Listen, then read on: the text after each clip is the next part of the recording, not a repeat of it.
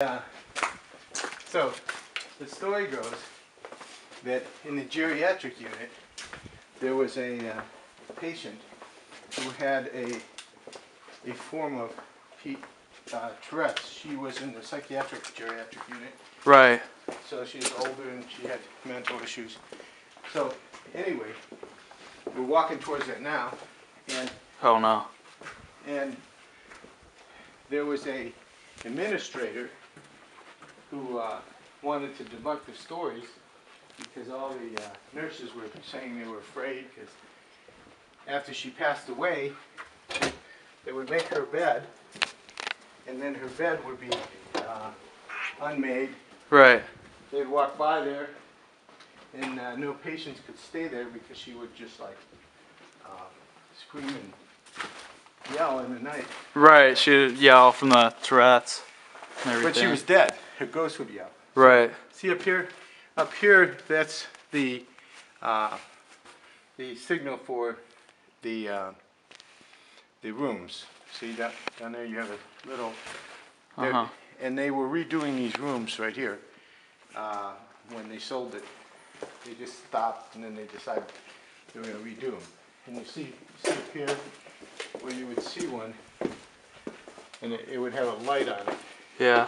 And then the light would say, you know, that they're having issues and stuff like that. Okay. Now, here's the right. she's She's screaming. She's in there screaming again. Is, with the lights going off. Here's where the room was. Oh. And you could see it was a patient room at one time. Uh-huh. All right. So after the administrator went in there, he couldn't take it after 3 a.m. So he ordered that when they did the remodeling, this room would be closed. It would no longer be a patient room. So if you look inside, over on this side, you'll see that they sealed this right here. Wow. They created this door, so they retained the bathroom, but they sealed this off.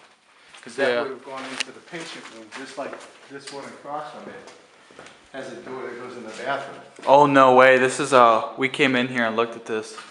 This is a patient room. This is a patient room. Oh wow! And this is the bathroom. But what they did over there is they sealed that off, and then they sealed it over here, and they divided this into a patient room, into a storage area, like. Wow. So that no patients would be staying here again. Right. Wow, that's. And they shorten it. The other half is over on the other side. So it's. And they said that sometimes the water fountains would go off. Oh, by themselves. And there's this another story that the president of Affinity was telling me that the nurses would say, and that story was that the. Oh, here you'll see the bathroom. See, they shortened it up. Right there's the wall. Oh, this is it? Yeah, this is the other half. Wow. See, it would have been a patient room, and a patient's room have windows. Uh-huh. Well, they shortened it up so that there wouldn't be a patient room anymore. Right. So. And then over here, then down in the ER area, here I'm going to look, I'm just going to check something. There was a doctor, they say his name was Kettlewell, who was one of the founders. He was one of the doctors that founded this area. Mm-hmm. And then they say that he frequents this area, the ghost. Oh, and wow. one time there's a story that there was this nurse, and she was in the ER, and there came a lady who was having an emergency pregnancy. Oh. And the doctor was saying that the nurse started helping her out. And as the nurse was helping her out, the nurse went to look for a doctor, and there was the nurse said there was a doctor in the visiting room that instructed her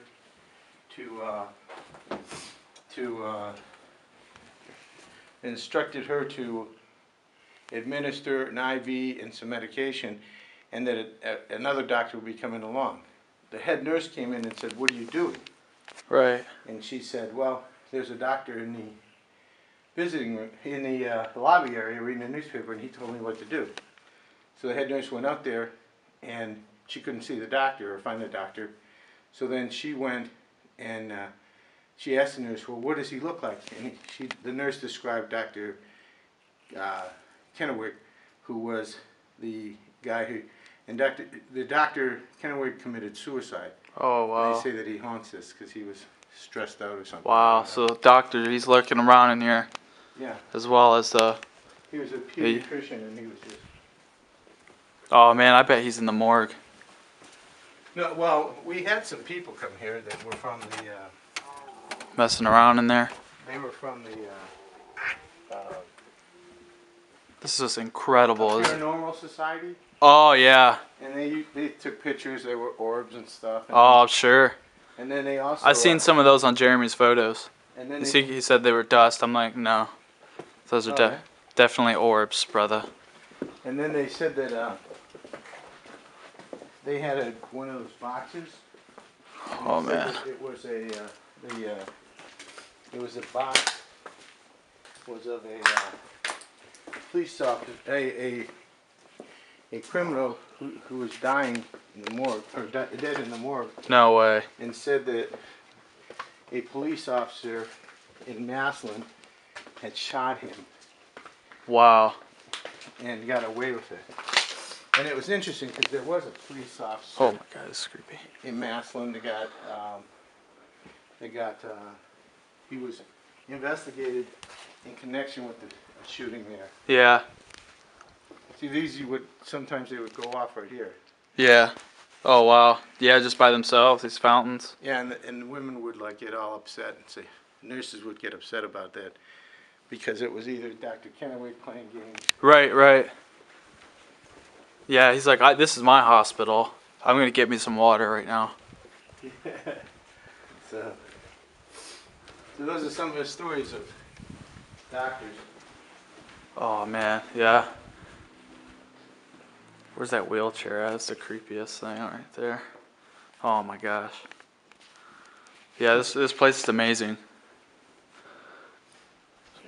I'm pretty sure, I am almost positive, after we're done filming this, there's probably going to be a lot of people who ask you. They're going to be like, well, I would even pay just to like film, you know?